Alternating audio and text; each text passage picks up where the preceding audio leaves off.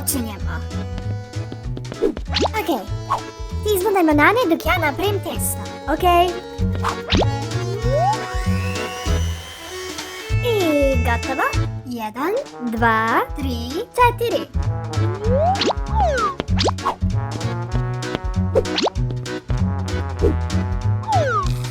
To je završeno.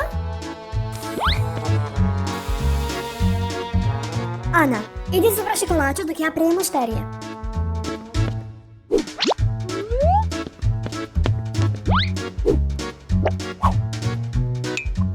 Ovo miriše predobro.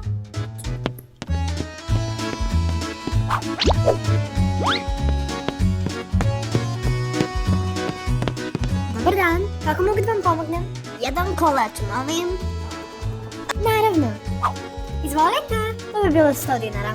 Hvala. Doviđenja. Ovo je bio najgori kolač na svetu. Ana, da li si uopšte probala kolače? Pa ne, ali mirišu tako dobro. Ana, ne možemo samo da prodamo nešto ako mi ne znamo kakvog je ukusa. Ana, mi nema ukus banane. Ovo je najgora stvar koju sam ikad probala. Moramo da se vratimo na mesto dakle smo nabavili banane.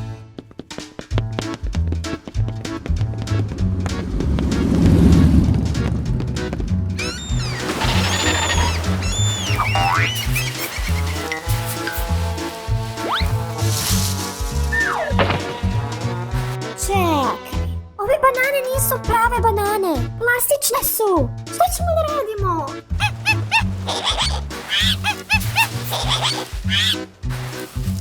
Imam ja ideju.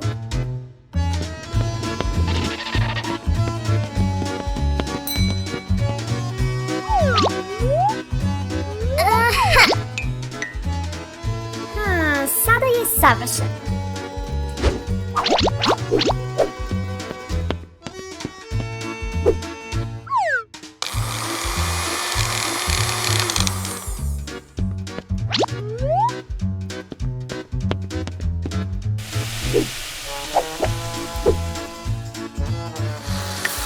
I naši novi kolači su gotovi. Izvolite. Elsa, svi kupuju naše kolače. Znam. Evo. Izvolite. Hvala što ste bili.